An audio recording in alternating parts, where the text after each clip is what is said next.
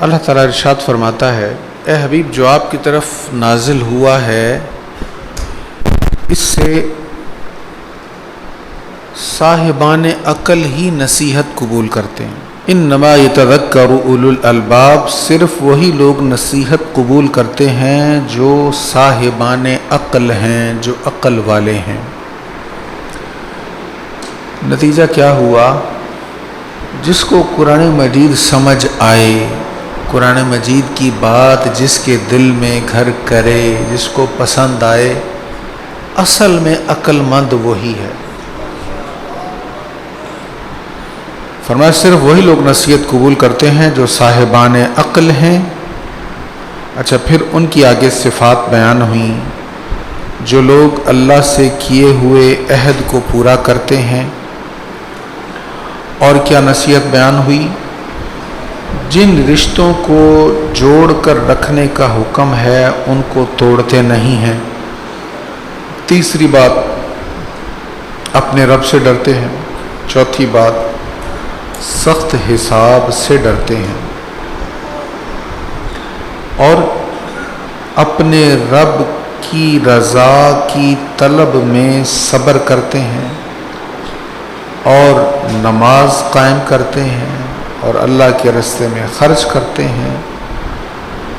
اور آخری بات یہ فرمائی، برائی کو اچھائی سے دور کرتے ہیں۔ 8 خوبیاں ہیں عقل مند لوگوں کی، جو عقل مند ہیں ان کی 8 خوبیاں ہیں۔ پھر میں دہرا دیتا ہوں۔ پہلی بات، اللہ سے کیے ہوئے عہد کو پورا کرتے ہیں، توڑتے نہیں ہیں۔ دوسری بات، جن رشتوں کو جوڑ کر رکھنے کا حکم ہے ان کو توڑتے نہیں ہیں۔ تیسری بات، اپنے رب سے ڈرتے ہیں۔ چوتھی بات، سخت حساب سے ڈرتے ہیں، قیامت کے دن سخت حساب نہ ہو، نرم حساب ہو۔ پانچویں بات، اپنے رب کی رضا کی طلب میں صبر کرتے ہیں، اللہ کی رضا حاصل ہو جائے اس راستے میں صبر کرتے ہیں، نماز قائم کرتے ہیں، اللہ نے جو عطا فرمایا اللہ کے راستے میں خرچ کرتے ہیں اور برائی کو اچھائی سے دور کرتے ہیں۔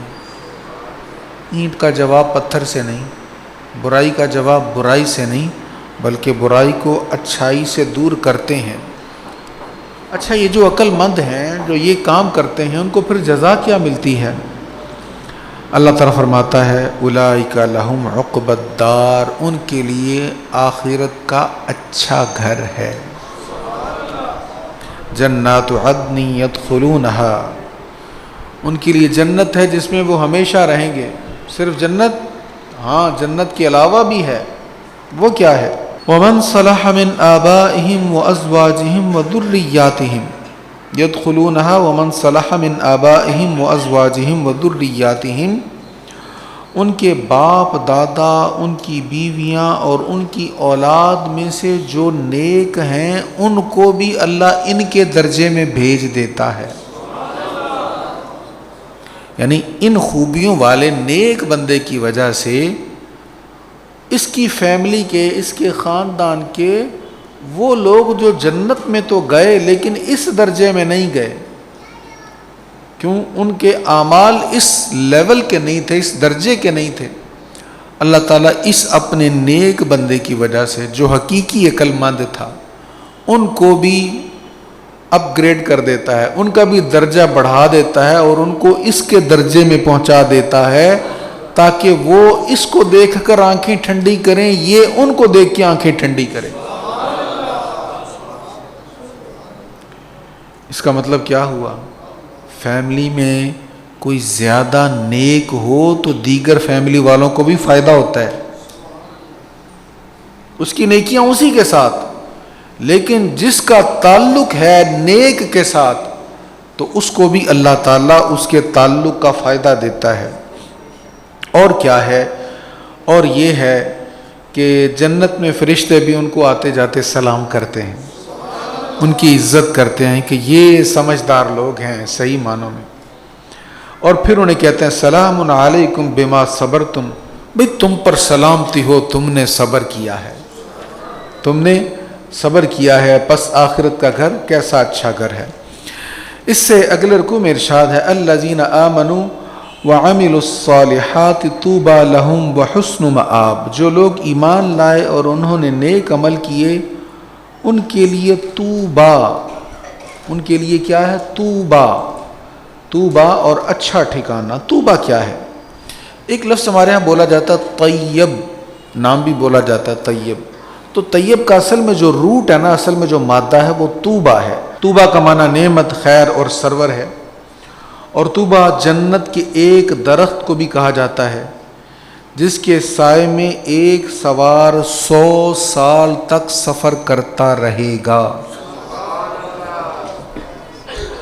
حضرت سیدنا ابو ہریرہ رضی اللہ تعالی عنہ اور دیگر صحابہ کرام سے مروی ہے طوبی جنت کے ایک درخت کا نام ہے جس کا سایہ تمام جنتوں میں پہنچے گا۔ اور حضرت عبید بن عمیر رضی اللہ تعالیٰ عنہ فرماتے ہیں یہ درخت جنت عدن میں ہے اور اس کی جڑ نبی کریم صلی اللہ تعالی علیہ وآلہ وسلم کے ایوان معلی میں ہے، اور اس کی شاخیں جنت کے ہر بالا خانے اور ہر محل میں ہیں، اور اس میں سیاہی کے سوا ہر قسم کے رنگ اور خوشنمائیاں ہیں، ہر طرح کے پھل اور میوے اس میں ہیں۔ اس کی جڑ سے کافور اور سلسبیل کی نہریں رواں ہیں۔ تو یہ طوبی جو ہے یہ بڑا شاندار درخت ہے جنت کا۔ یہاں پر سیدی اعلیٰ حضرت کا ایک شعر میں آپ کو سناتا ہوں۔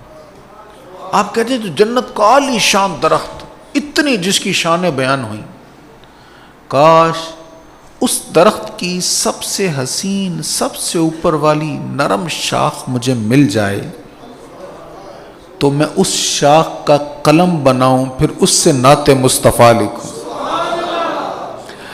طوبی میں جو سب سے اونچی نازک سیدھی نکلی شاخ، طوبی میں جو سب سے اونچی نازک سیدھی نکلی شاخ، نعت نبی لکھنے کو مانگوں روح قدس سے ایسی شاخ۔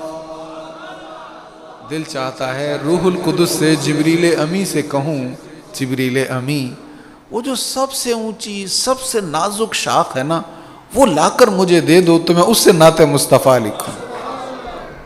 اللہ اکبر۔ تو یہ نعت مصطفیٰ کا کمال ہے، یہ نعت مصطفیٰ کی عظمت و شان ہے۔ اس سے اگلے رکوع میں ارشاد ہے اور کفار یہ کہتے ہیں کہ آپ اللہ کے بھیجے ہوئے نہیں ہیں، آپ کہیے میرے اور تمہارے درمیان اللہ بطور گواہ کافی ہے، تم نہیں مانتے نہ مانو، میری گواہی میرا رب دیتا ہے۔ میرے اور تمہارے درمیان اللہ بطور گواہ کافی ہے، اور وہ جس کے پاس آسمانی کتاب کا علم ہے وہ بھی بطور گواہ کافی ہے۔ یعنی حضرت عبداللہ ابن عباس رضی اللہ تعالیٰ عنہ، حضرت سلمان فارسی، حضرت تمیم داری، یہ وہ لوگ تھے جو اہل کتاب میں سے علم والے لوگ تھے، جنہوں نے اپنی کتابوں کو پڑھا تھا اور کتابوں میں نبی پاک علیہ السلام کی نشانیوں کو پڑھا تھا۔ حضرت عبداللہ بن سلام کے بارے میں میں نے واقعہ پہلے بھی سنایا آپ کو کہ یہودیوں نے ان کو حضور علیہ السلام سے مناظرہ مقابلہ کرنے کے لیے بلایا تھا، تو یہ سرکار علیہ السلام کی محفل میں آ کے بیٹھ گئے، خوب تیاری کر کے آئے کہ حضور پر یہ اعتراض ہوگا، یہ سوال ہوگا، اور یہودی بھی پوری تیاری کر کے بیٹھے کہ یہ بڑا زبردست ہمارا عالم ہے، یہ تو چند لمحوں میں ہی اپنے سوالات کی برتری ظاہر کر دے گا تو ہم شور مچا دیں گے معاذ اللہ حضور کے خلاف کہ ان کی بات غلط ثابت ہو گئی۔ تو عبداللہ بن سلام کہتے ہیں جب میں حضور کے پاس آیا، آ کر میں آپ کی مجلس میں بیٹھا، محفل میں بیٹھا، حضور کی باتیں سنتا رہا تو سرکار واز فرما رہے تھے، تو جب آپ کا بیان ختم ہوا تو حضور میری طرف متوجہ ہوئے، ہاں جی کدھر آئے جی، کیا کام ہے؟ کہتے ہیں میں باتیں بھی سن چکا تھا، زیارت بھی کر چکا تھا، تو جب مناظرہ کرنے کا وقت آیا نا سوالات کرنے کا وقت آیا اور لجپال آقا کی نگاہیں میری طرف متوجہ ہوئیں اور حضور نے مسکرا کے کہا جی فرمائیے کدھر آئے ہیں؟ تو کہتے بے ساختہ میرے منہ سے نکلا حضور کلمہ پڑھنے آیا ہوں۔ اللہ اکبر۔ اس سے اگلے رکوع میں ارشاد ہے ان فی ذلک لآیات لکل صبار شکور، بے شک اس میں ہر صبر کرنے والے، بہت شکر کرنے والے کے لیے نشانیاں ہیں۔ اصل میں پہلے حضرت موسیٰ علیہ السلام کو اللہ نے جو معجزات عطا فرمائے ان کا ذکر ہوا، اور پھر آخر میں بیان ہوا کہ ہر صبر کرنے والے اور شکر کرنے والے کے لیے نشانیاں ہیں۔ تو جس میں یہ دو خوبیاں ہوں گی، صبر اور شکر، تو وہ نشانیوں کو پہچان لے گا اور منزل تک پہنچ جائے گا۔ حضرت صہیب رضی اللہ تعالیٰ عنہ بیان کرتے ہیں رسول اللہ صلی اللہ علیہ وسلم نے فرمایا مومن کے حال پر تعجب ہوتا ہے، یعنی بہت شاندار اس کا حال ہے، اس کی حالت بڑی شاندار ہے، بڑی اعلیٰ ہے، اس کے ہر حال میں خیر ہی خیر ہے۔ اور یہ مومن کے علاوہ کسی کے حصے میں یہ بات نہیں ہے، یہ صرف مومن ہے کہ ہر حال میں اس کو خیر ہی خیر ملتی ہے۔ اگر اس کو خوشی پہنچتی ہے تو وہ شکر کرتا ہے، سو یہ اس کے لیے خیر ہے، اور اگر اس کو تکلیف پہنچتی ہے تو صبر کرتا ہے، اس میں بھی اس کے لیے خیر ہے۔ تو تکلیف میں صبر کیا اس میں بھی خیر مل گئی، اور خوشی میں اللہ کا شکر کیا اس میں بھی خیر نصیب ہو گئی۔ تو مومن کے شایع نشان یہ ہے کہ جب خوشی کے لمحات ملیں تو اللہ کا شکر کرے، اور اگر خدا نخواستہ کوئی مشکل کا، تنگی کا، مصیبت کا وقت آ جائے تو پھر صبر کرے، تو دونوں حالتیں اس کے لیے خیر والی بن جاتی ہیں۔ اس سے آگے ارشاد ہے اور یاد کرو جب تمہارے رب نے آگاہ کر دیا تھا، کیا فرمایا تھا؟ لَإِن شَكَرْتُمْ لَأَزِيدَنَّكُمْ، اگر تم نے شکر کیا تو میں ضرور تم کو زیادہ عطا کروں گا۔ یہ نہیں کہا زیادہ دوں گا، لَأَزِيدَنَّكُمْ، شروع میں لام ہے اور آخر میں نون ہے، دونوں کا مطلب ہے ضرور، ضرور ضرور میں تمہیں زیادہ دوں گا۔ کب؟ جب تم شکر کرو گے۔ اچھا، شکر، اللہ تعالیٰ کا شکر کرنا چاہیے، ہر حال میں اس کی رضا پر راضی رہنا چاہیے، لیکن بندوں کا بھی شکر کرنا چاہیے۔ جو بندہ مہربان ہو اس کا بھی شکر ادا کرنا چاہیے۔ ہمارے ہاں عام ماحول یہ ہے جس نے کبھی مہربانی کی ہو تو ہم اسی کو تکلیف پہنچاتے ہیں۔ میاں صاحب نے کہا تھا اصلاں نال جو نیکی کریے نسلاں تک نہ پول دے۔ انسان کی خوبی یہ ہے کہ جس نے کبھی اس کے ساتھ نیکی کی ہے کبھی بھی اس کو نہ بھولے، اس کی نیکی کو نہ بھولے۔ حضرت سیدنا ابو ہریرہ رضی اللہ تعالیٰ عنہ بیان کرتے ہیں رسول اللہ صلی اللہ علیہ وسلم نے فرمایا جو لوگوں کا شکر ادا نہیں کرتا وہ اللہ کا شکر بھی ادا نہیں کرتا۔ بڑی اہم بات ہے، تو یاد رکھیں کبھی کسی نے کوئی نیکی کی ہو ہمیشہ اس کے مشکور رہنا چاہیے۔ سورۃ الرحمن میں هل جزاء الاحسان الا الاحسان، احسان کا بدلہ کیا ہے؟ احسان۔ نیکی کا بدلہ کیا ہے؟ نیکی۔ جس نے نیکی کی ہے اس کے ساتھ نیکی ہی کرنی چاہیے۔ اچھا، اس حدیث کا مطلب کیا ہے؟ جو لوگوں کا شکر ادا نہیں کرتا وہ اللہ کا شکر بھی ادا نہیں کرتا۔ اس کا مطلب یہ ہے کہ جو لوگوں کے احسان کا شکر ادا نہیں کرتا، یعنی ممنون ہونے کی بجائے الٹا ان کے خلاف الٹی تدبیریں کرتا ہے، اگر وہ اللہ کا شکر ادا کرے تو اللہ اس کے شکر کو قبول نہیں کرتا۔ اچھا، اللہ تعالیٰ کا شکر ادا کرنا چاہیے، اللہ ہمیں توفیق نصیب فرمائے۔ حضرت نعمان بن بشیر رضی اللہ تعالیٰ عنہ بیان کرتے ہیں نبی پاک علیہ السلام نے فرمایا اللہ تعالیٰ کی نعمتوں کا بیان کرنا شکر ہے، اور ان کو بیان نہ کرنا ناشکری ہے، اور جو کم نعمتوں کا شکر نہیں ادا کرتا وہ زیادہ نعمتوں کا بھی شکر ادا نہیں کرتا۔ لہٰذا شکر ادا کرنے کے لیے ضروری نہیں کہ بہت کچھ ہو تو پھر بندہ شکر ادا کرے، بظاہر کچھ بھی نہ محسوس ہو رہا ہو پھر بھی اتنا کچھ ہوتا ہے کہ بندہ شمار نہیں کر سکتا۔ وہ بھی ہم آج ہی آیت پڑھیں گے کہ اللہ تعالیٰ کی نعمتیں کتنی زیادہ اللہ تعالیٰ نے ہمیں عطا فرمائی ہوئی ہیں۔ پھر اگلے رکوع میں ارشاد ہے جن لوگوں نے اپنے رب کا کفر کیا ان کے اعمال کی مثال راکھ کی طرح ہے جس پر سخت آندھی کے دن ہوا کا تیز جھونکا آئے، انہوں نے جو کچھ بھی عمل کیا ہے وہ اس پر بالکل قادر نہ ہو سکیں گے، یہی بہت دور کی گمراہی ہے۔ تو یہاں سے قرآن مجید بہت واضح طور پر یہ بات بیان کر رہا ہے کہ اگر انسان ایمان نہیں لائے گا نا، کفر پر رہے گا، تو اگر وہ کوئی نیکیاں کرتا ہے، نیکی والے کام کرتا ہے، تو کل قیامت کے دن اس کی نیکیوں کی حیثیت ایسی ہوگی جیسے راکھ ہوتی ہے۔ جیسے میدان میں راکھ پڑی ہے، وہ راکھ کسی کام کی نہیں ہے، ہوا کا ایک جھونکا آئے گا ساری راکھ کو اڑا کر لے جائے گا، چاہے اس نے سینکڑوں مکعب میٹر جگہ کو گھیرا ہو، لیکن ایک جھونکا آئے گا ساری راکھ اڑ جائے گی، کچھ ہاتھ نہیں رہے گا۔ فرمایا کفر کے ساتھ نیکی کا یہ حال ہے۔ ہاں، ایمان ہو، عقیدہ درست ہو، تھوڑا سا بھی عمل ہو، ایک بھی نیکی قبول ہو جائے تو بڑی بات ہے۔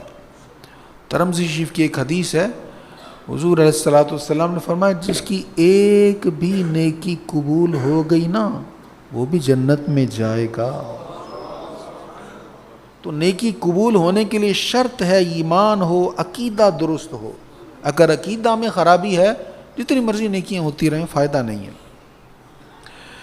اس سے اگلے رکوع میں ارشاد ہے، قیامت کا دن جب ہوگا، جب سارے معاملات ہوں گے، تو پھر وہ لوگ جو شیطان کی پیروی کرتے رہے، شیطان کے بہکاوے میں آتے رہے، وہ شیطان کو ملامت کریں گے کہ تیری وجہ سے ہم اس طرف آئے، ہمارا کتنا نقصان ہو گیا۔ تو شیطان ان سے کیا کہے گا؟ وہ کہے گا بے شک اللہ نے تم سے جو وعدہ کیا تھا وہ برحق وعدہ تھا، اور میں نے جو تم سے وعدہ کیا تھا سو میں نے اس کے خلاف کیا، اور میرا تم پر کوئی غلبہ نہیں تھا سوا اس کے کہ میں نے تم کو گناہ کی دعوت دی، پس تم نے میری دعوت قبول کر لی، سو تم مجھ کو ملامت نہ کرو، اپنے آپ کو ملامت کرو۔ شیطان زبردستی کسی سے گناہ نہیں کروا سکتا، اس نے محض خیال دل میں ڈالنا ہوتا ہے، اس نے وسوسہ ڈالنا ہوتا ہے۔ خیال جب دل میں آتا ہے، اب انسان کی مرضی ہوتی ہے اس خیال کو پکڑ کے پسند کر کے اس کی طرف چلتا ہے یا نہیں چلتا۔ تو شیطان زبردستی کچھ نہیں کروا سکتا، اس نے خیال ڈالنا ہوتا ہے۔ اب جیسی ہماری طبیعت ہوگی، جیسا مزاج ہوگا، ویسا خیال ہمیں پسند آ جائے گا۔ بہت سے لوگ مشورہ دینے والے ہوتے ہیں، لیکن جس کا مشورہ ہماری طبیعت کے مطابق ہو ہم اس کو پکڑ لیتے ہیں نا، یہ مشورہ بہت اچھا ہے، اور جس کا ہماری طبیعت کے خلاف ہو ہم اس کو قبول نہیں کرتے۔ ایسے ہی شیطان بھی برائی کے متعلق مشورے دیتا ہے، ذہن میں خیالات ڈالتا ہے، اور شیطانی خیالات سے بچنے کا طریقہ کیا ہے؟ اللہ کا ذکر کرتے رہو۔ شیطان ایک کندھے پر، گردن کے قریب کندھے پر یہاں پہ بیٹھ جاتا ہے، حدیث کی خلاصہ اور تشریح عرض کر رہا ہوں، وہ یہاں پہ بیٹھے گا اور اپنی سونٹھ ڈال کر سیدھا دل تک لے جائے گا، اور جب دل تک لے کر جائے گا تو پھر خیالات انڈیلنے شروع کر دے گا، وسوسے ڈالنے شروع کر دے گا۔ یہ عمل رکے گا کب؟ جب ہم اللہ کا ذکر کر رہے ہوں گے۔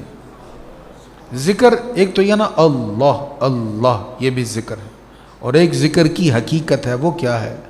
اللہ کے متعلق غور و فکر کرنا، اس کی باتوں کے متعلق غور و فکر کرنا، جن چیزوں کو اس نے حرام کہا ہے ان کو یاد رکھنا، جن کو اس نے حلال کہا ہے ان کو یاد رکھنا۔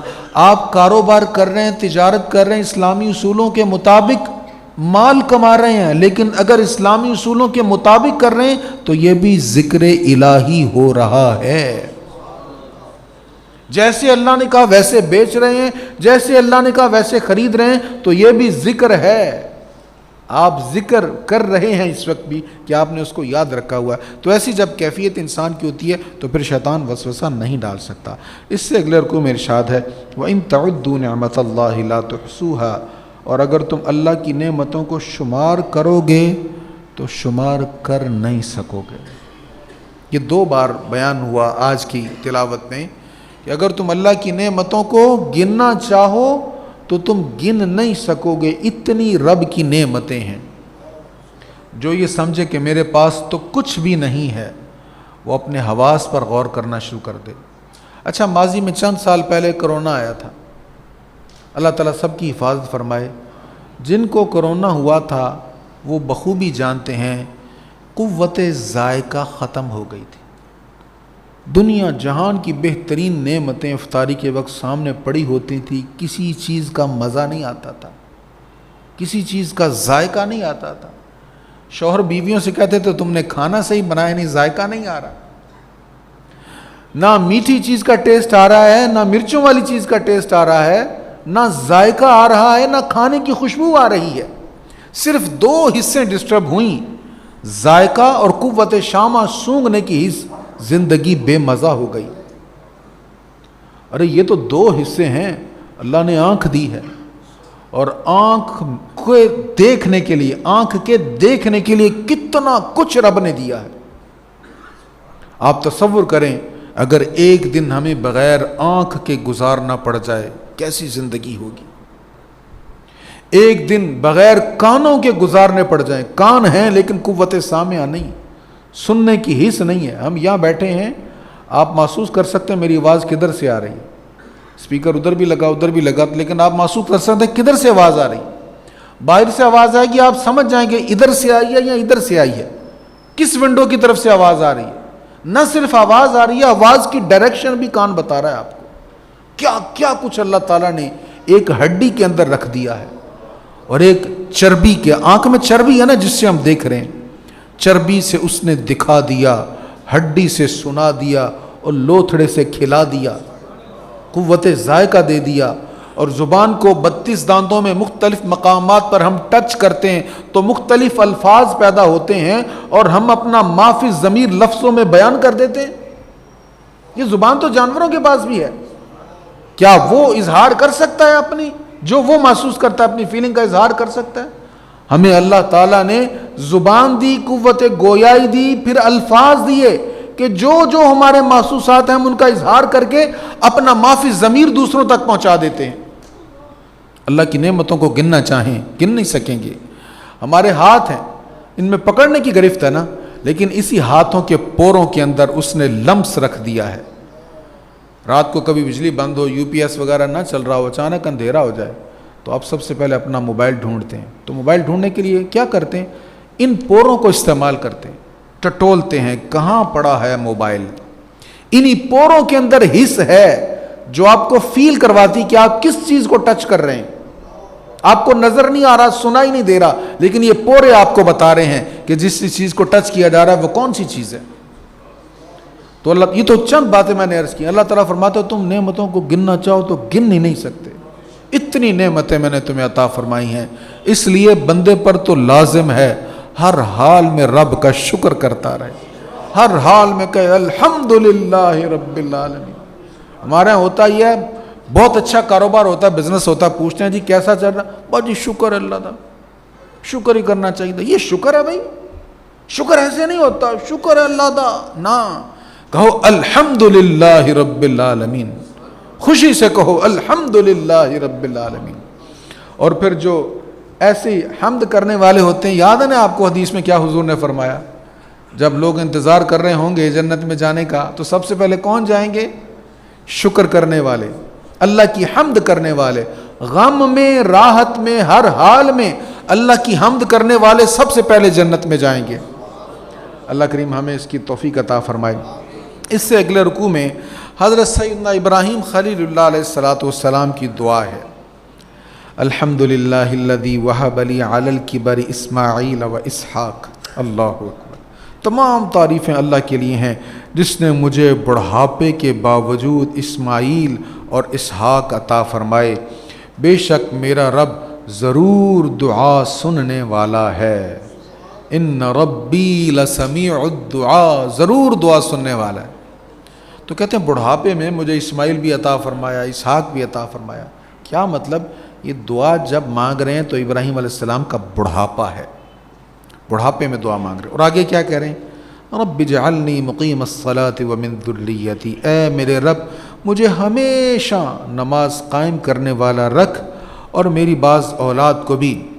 ربنا وتقبل دعا، اے ہمارے رب اور میری دعا قبول فرما۔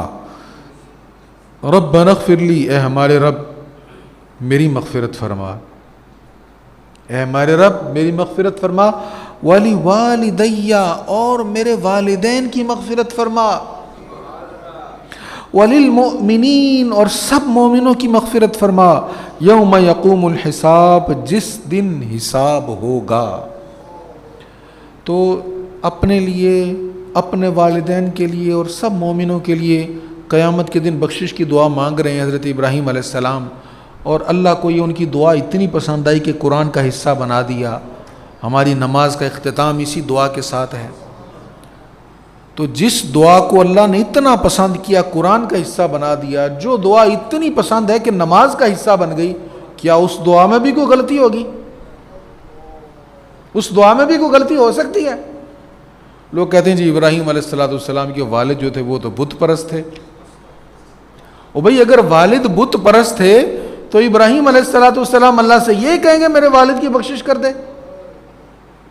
بڑھاپے میں دعا مانگ رہے ہیں۔ وہ جو بت پرست تھا وہ والد نہیں تھا، وہ آپ کا چچا تھا۔ آزر آپ کا چچا تھا، وہ والد نہیں تھا آپ کا۔ اور اس کے لیے اب کا جو لفظ آیا ہے، ابھی ہی، اب جو ہے وہ چچا کے لیے بھی آتا ہے، تایا کے لیے بھی آتا ہے، دادا کے لیے بھی آتا ہے۔ وہ چچا تھا آپ کا۔ اگر والد آپ کا مشرک ہوتا تو یہاں پر کبھی بھی یہ لفظ نہ آتے ربنا اغفر لی ولوالدی، کیونکہ کسی مشرک کے لیے مغفرت کی دعا کرنا جائز ہے ہی نہیں۔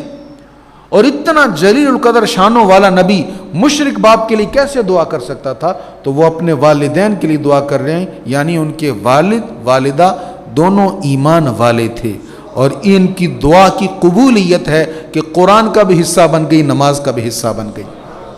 اس مسئلے پر میں توجہ اس لیے کروا رہا ہوں کہ ہم اہل سنت یہ کہتے ہیں، ہمارا یہ عقیدہ ہے کہ تمام انبیاء کرام کے والدین پاک لوگ ہوتے ہیں۔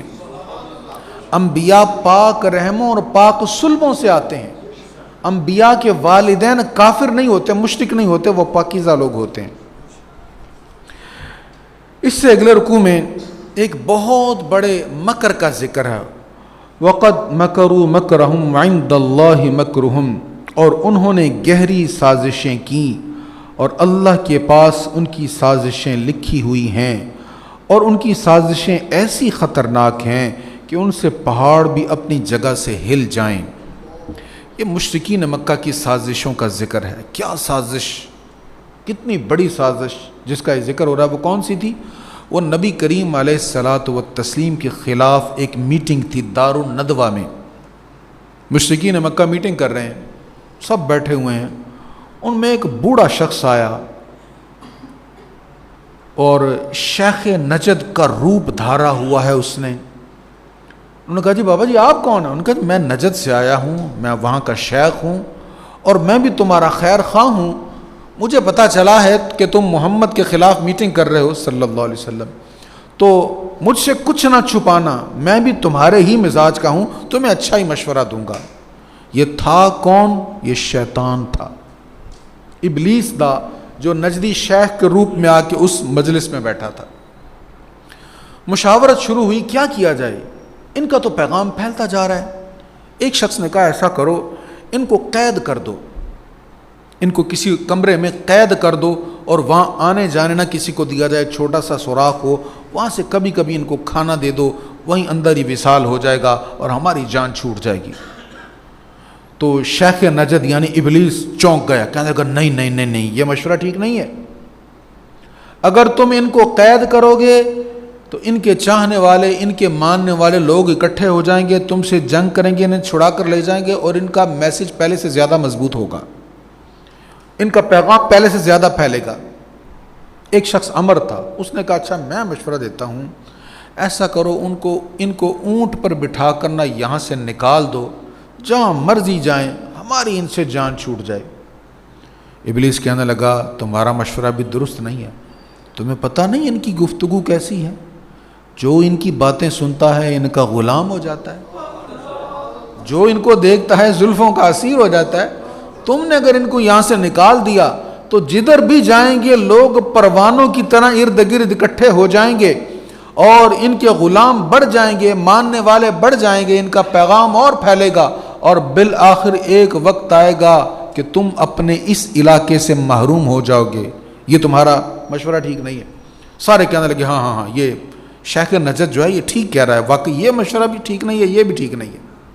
اب ابو جہل کھڑا ہوا، کہنے لگا میرا مشورہ یہ ہے کہ جتنے بھی یہاں پر ہم قبیلے بس رہے ہیں، ہم سب قبیلوں میں سے ایک ایک نوجوان جو بہادر ہے اس کا انتخاب کیا جائے، اور تمام قبیلوں کا ایک ایک جوان ہاتھ میں تلوار لے کر جائے اور حملہ کرے اور ان کو معاذ اللہ شہید کر دے۔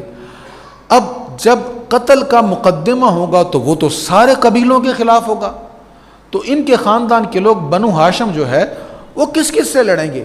ظاہر ہے سب سے تو وہ لڑ نہیں سکیں گے، تو پھر بالآخر بات دیت پر ہی ختم ہوگی، تو دیت ہم ادا کر دیں گے، دیت ادا کرنا ہمارے لیے مشکل نہیں ہے، تو دیت بھی ادا ہو جائے گی اور یہ مسئلہ بھی ہمارا حل ہو جائے گا۔ دیکھیں کتنی گہری چال چلی اور کتنا بڑا اس نے منصوبہ کیا۔ اس کو اللہ تعالیٰ فرما رہا ہے کتنا بڑا مکر تھا ان کا۔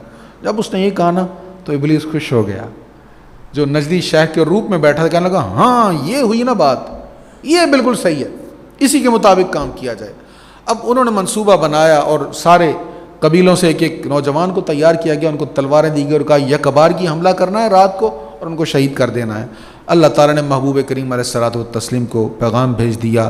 حضور علیہ الصلوۃ والسلام نے اپنے بستر پر مولا علی کو لٹایا، ابو بکر صدیق کو ساتھ لیا اور غار ثور کی طرف روانہ ہو گئے۔ اب وہ ان کا مکر تھا اور اللہ تعالیٰ نے اپنی خفیہ تدبیر فرمائی تھی۔ اس سے آگے 14ویں پارے کا آغاز ہو رہا ہے۔ اللہ تعالیٰ فرما رہا ہے قیامت کے دن جب جنتی جنت میں، دوزخی دوزخ میں چلے جائیں گے تو کچھ دوزخی دیکھیں گے ایسے دوزخیوں کو جو تھے تو ایمان والے لیکن دوزخ میں آئے ہوئے ہیں۔ کفار وہ تو جل ہی رہے ہیں دوزخ میں، کچھ ایمان والے بھی جل رہے ہیں۔ وہ کہیں گے تم تو کلمہ پڑھنے والے تھے، تم تو کہہ رہے تھے ہم نے ایمان قبول کر لیا کہ ہم دوزخ سے بچ جائیں گے، تم بھی تو ہمارے ساتھ ہی چل رہے ہو۔ اللہ تعالیٰ جب ان کی وہ ایمان والے کہیں گے ہاں تھے تو ہم ایمان والے لیکن ہم سے گناہ ہوئے، اس وجہ سے ہمیں یہاں ڈال دیا گیا، تو وہ کفار آگے سے کہیں گے پھر کوئی فائدہ تو نہ ہوا ایمان لانے کا، تم اور ہم برابر ہی ہیں۔ اللہ تعالیٰ ان کا کلام سنے گا اور فرمائے گا ان ایمان والوں کو نکال کر جنت میں لے جاؤ۔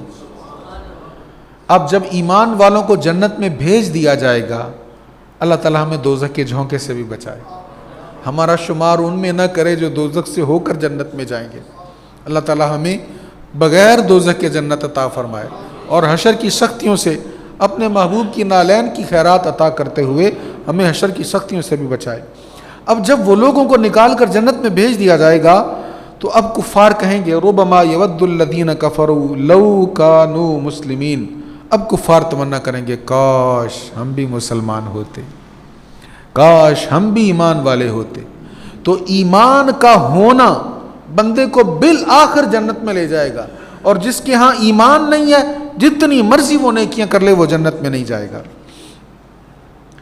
اس سے اگلے رکوع میں ارشاد ہے اور بے شک ہم نے آسمان میں برج بنائے اور ہم نے ان کو دیکھنے والوں کے لیے مزین کر دیا۔ اب تو ہمارے یہاں پولوشن اتنی زیادہ ہے کہ ہم آسمان کا حسن دیکھ نہیں سکتے، لیکن کبھی دیہات میں کسی ایسے علاقے میں جائیں جہاں پولوشن نہ ہو، کیل میں جو لوگ جاتے ہیں وہی منظر دیکھتے ہیں، یا جن علاقوں میں پولوشن نہیں ہے مطلع صاف ہو تو آسمان پہ چمکتے ہوئے ستارے کیا حسین منظر پیش کر رہے ہوتے ہیں۔ اس پر انشاءاللہ آگے جا کے بات کریں گے، اس پر میں کچھ طویل بات کروں گا لیکن یہاں پھر وقت کم ہو جائے گا۔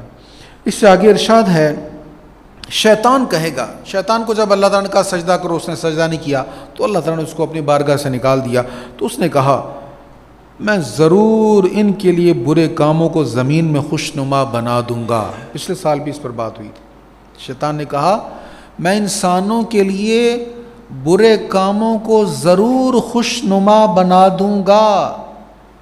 آج برائی میں جو کشش لگتی ہے نا، اچھی لگتی ہے، فیشن کے طور پر نظر آتی ہے ہمیں، اور اس برائی کو اگر چھوڑ دیں تو لگتا ہے یہ شادی تو شادی نہیں ہے۔ لوگ یہاں تک تانا دے دیتے ہیں کہ بھئی آپ نے تو شادی ایسی کی پتہ ہی نہیں چلا شادی کی کا کل کا ختم ہوا۔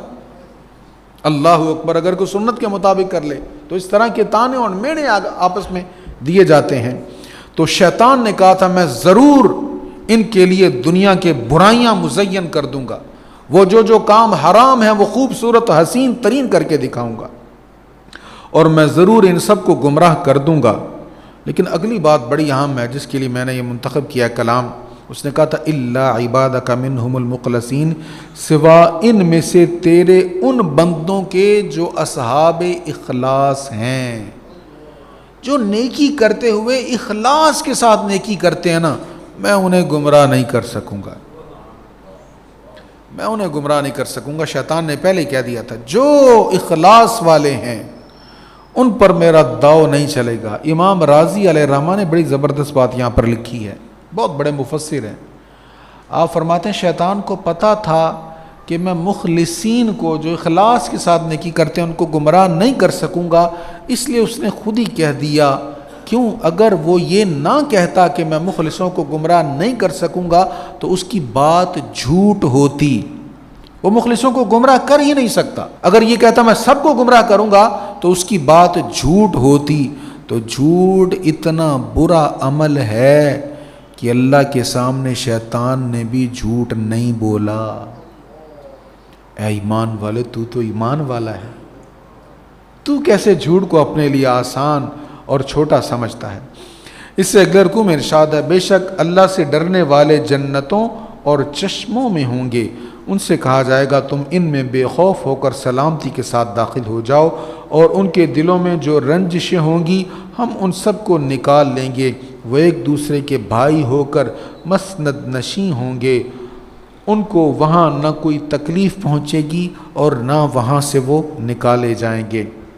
اس سے اگلے رکوع میں ذکر ہے حضرت لوط علیہ السلام کی قوم کا، جب ان کی قوم برائی کے لیے تیار تھی اور ہر حد کو حرام کام کرنے کے لیے توڑ رہی تھی، ان کی کیفیت بیان کرتے ہوئے اللہ تعالیٰ نے حضور علیہ السلام سے کہا اے محبوب، وہ اپنے نشے میں بڑے مدہوش تھے، اور اس بات کو تاکید کے ساتھ بیان کرنے کے لیے اللہ تعالیٰ نے قسم ارشاد فرمائی، قسم ارشاد فرما کے کہا کہ وہ اپنی مستی میں مدہوش ہو رہے تھے۔ قسم کون سی اللہ نے ارشاد فرمائی؟ لعمرک، مجھے آپ کی زندگی کی قسم۔ اللہ اکبر، کیا شان ہے میرے آقا کی، حضور کی عمر کی، حضور کی زندگی کی اللہ قسم ارشاد فرما رہا ہے۔ اس کا سیدھا سا مطلب یہ ہے ولادت سے وصال تک حضور کی زندگی کا ایک ایک لمحہ اللہ کو اتنا محبوب ہے کہ اللہ نے پوری زندگی کی قسم ارشاد فرمائی۔ اس سے اگلے رکوع میں ارشاد ہے اور بے شک ہم نے آپ کو 7 آیتیں دیں جو 2 بار پڑھی جاتی ہیں، 7 مثانی۔ ان 7 آیتوں سے مراد ہے سورہ فاتحہ۔ نبی اکرم صلی اللہ علیہ وسلم نے ارشاد فرمایا الحمدللہ، یعنی سورہ فاتحہ ام القرآن، ام الکتاب اور 7 مثانی ہے۔ اس کو 7 مثانی اس لیے کہا جاتا ہے کہ یہ 2 بار نازل ہوئیں، یہ سورہ فاتحہ 2 بار نازل ہوئی ہے، اور اس کو 7 مثانی اس لیے بھی کہا جاتا ہے یہ بار بار ہر رکعت میں پڑھی جاتی ہے، اور اس کی شان کیا ہے کہ اس میں ہر مرض کا شفا ہے، ہر مرض کی شفا ہے، اس کے اندر ہر مرض کا علاج ہے۔ اس سے اگلے رکوع میں ارشاد ہے اسی نے انسان کو نطفہ سے پیدا کیا تو وہ اس کے متعلق حلال اعلان جھگڑنے لگا، اور اس نے چوپایوں کو پیدا کیا، ان میں تمہارے لیے گرم کپڑے اور دوسرے فوائد ہیں، اور ان میں سے بعض کو تم کھاتے ہو، اور ان میں تمہارے لیے حسن و زیبائش ہے جب تم شام کو انہیں چرا کر واپس لاتے ہو اور جب صبح کو انہیں چراگاہوں میں چھوڑنے جاتے ہو۔ اس سے اگلے رکوع میں ارشاد ہے والذین یدعون من دون اللہ لا یخلقون شیئا وهم یخلقون، اور وہ جن غیر اللہ کی عبادت کرتے ہیں وہ کسی چیز کو پیدا نہیں کر سکتے، وہ خود پیدا کیے ہوئے ہیں، وہ مردہ ہیں زندہ نہیں، اور وہ نہیں جانتے کہ وہ کب اٹھائے جائیں گے۔ یعنی مشرکین جن بتوں کی پوجا کر رہے ہیں وہ تو خود بے جان ہیں، انہیں خود نہیں پتا ان کے ساتھ کیا ہوگا، تو جن کو تم نے اپنے ہاتھوں سے بنایا اے عقل کے اندھو، انہی کی تم نے پوجا شروع کر دی۔ اس سے اگلے رکوع میں ارشاد ہے انہ لا یحب المستکبرین، بے شک وہ تکبر کرنے والوں کو پسند نہیں کرتا۔ تکبر بہت بری چیز ہے اور رب کریم کو پسند نہیں ہے۔ حضرت عبداللہ بن مسعود رضی اللہ تعالیٰ عنہ کہتے ہیں نبی پاک علیہ الصلاۃ والتسلیم نے فرمایا جس شخص کے دل میں رائی کے دانہ کے برابر بھی تکبر ہوگا وہ جنت میں داخل نہیں ہوگا۔ ایک شخص نے عرض کی حضور اگر کوئی چاہتا ہے کہ اچھا جوتا پہنے، اچھا لباس ہو، تو کیا یہ بھی تکبر ہے؟ آپ نے فرمایا نہیں، اللہ جمیل و یحب الجمال، اللہ خود بھی جمیل ہے اور جمال کو پسند کرتا ہے۔ اچھا لباس پہننا، اچھا جوتا پہننا یہ برا نہیں ہے، فرمایا تکبر یہ ہے کہ تم دوسروں کو حقیر جانو اور حق کا انکار کرو، تکبر یہ ہے۔ تو دوسروں کو خود سے حقیر جاننا یہ تکبر ہے اور حق کا انکار کرنا یہ تکبر ہے۔ اس سے آگے ارشاد ہے للذین احسنوا فی ہذہ الدنیا حسنہ، جن لوگوں نے اس دنیا میں نیک کام کیے ان کے لیے اچھا اجر ہے۔ ان کے لیے جنہوں نے نیک کام کیے ان کے لیے دنیا میں اچھا اجر ہے، وَلَدَارُ الْآخِرَةِ خیر، اور آخرت کا گھر سب سے اچھا ہے، یعنی دنیا میں بھی اچھا اجر ہے، آخرت میں بھی اچھا اجر ہے۔ آخرت کا جو اجر ہے وہ تو ہے ہی، دنیا کا اجر کیا ہے؟ دنیا کا اجر یہ ہے۔ سنیے حدیث، حضرت سیدنا ابو ہریرہ بیان کرتے ہیں رسول اللہ صلی اللہ علیہ وسلم نے فرمایا جب اللہ تعالیٰ کسی بندے سے محبت کرتا ہے تو جبریل کو بلا کر فرماتا ہے میں فلاں بندے سے محبت کرتا ہوں،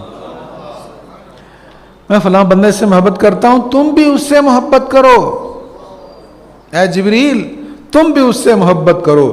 پھر اس بندے سے جبریل محبت کرتا ہے تو جبریل ندا کرتا ہے کہ اللہ فلاں بندے سے محبت کرتا ہے، تم بھی محبت کرو۔ جبریل علیہ السلام ندا کرتے ہیں کہ اللہ محبت کرتا ہے، تم بھی محبت کرو۔ پھر اس بندے سے آسمان والے محبت کرتے ہیں، پھر اس کے لیے زمین میں مقبولیت رکھ دی جاتی ہے۔ آج داتا داتا، بابا بابا، غوث پاک یہ نعرے لگتے ہیں، کیوں لگتے ہیں؟ بھائی ان کو وصال ہوئے، خواجہ کو دنیا سے گئے، سینکڑوں سال بیت گئے، پھر بھی محبت دل میں کیوں ہے؟ یہ صحیح مسلم کی حدیث ہے، اللہ نے جبریل کو کہا، جبریل نے سب کو کہا اللہ ان سے محبت کرتا ہے، تم بھی ان سے محبت کرو۔ اولیاء کاملین کی محبت اللہ کی محبت کی وجہ سے ہوتی ہے۔ پھر اس سے اگلے رکوع میں ارشاد ہے اور جن لوگوں نے ظلم برداشت کرنے کے بعد اللہ کے لیے ہجرت کی ہم ان کو ضرور دنیا میں اچھا ٹھکانہ دیں گے اور آخرت میں اجر تو بہت بڑا ہے، کاش کہ وہ جانتے جنہوں نے صبر کیا اور وہ اپنے رب پر ہی توکل کرتے ہیں۔ تو یہاں پر وہ صحابہ کرام جن کو مکہ شریف میں شدید مشکلات کا سامنا تھا، بڑی تکلیفوں کا سامنا تھا، ان کی خوبی کیا بیان ہوئی؟ جنہوں نے صبر کیا اور اپنے رب پر توکل کرتے ہیں، یہ دو خوبیاں ان کی بیان ہوئی، صبر اور توکل۔ تصوف کی جان ہیں یہ دو لفظ۔ صوفی بننا ہے نا، سلوک کی منزلیں طے کرنی ہے، اللہ کے قرب کی طرف چلنا ہے، اولیاء کے نقش قدم پر چلنا ہے نا، تو یہ دو چیزیں اپنا لو، صبر اور توکل۔ اس کی وجہ کیا ہے؟ اس آیت میں صبر اور توکل کا ذکر ہے۔ صبر کا معنی ہے نفس پر قہر کرنا اور اس کو مغلوب کرنا، یعنی نفس کو قابو کرنا، اور مصائب برداشت کرنے کا عادی بنانا، اور توکل کا معنی ہے مخلوق سے منقطع ہو کر خالق کی طرف متوجہ ہونا۔ توکل کیا ہے؟ مخلوق سے امید چھوڑ کر اللہ سے ساری امیدیں لگانا۔ اچھا، پھر آخری بات جو صوفیاء کے ہاں بڑی اہم ہے، صبر اللہ تعالیٰ کی طرف سلوک کی پہلی منزل ہے۔ اگر اس رستے کا راہی بننا ہے نا تو پہلی منزل صبر ہے، اور سلوک کی آخری منزل توکل ہے۔ جنہیں یہ نصیب ہو جاتی ہے وہ صحیح معنوں میں صوفی بن جاتے ہیں۔ اللہ تعالیٰ ہمیں اپنا قرب نصیب فرمائے۔ وآخر دعوانا الحمد للہ رب العالمین۔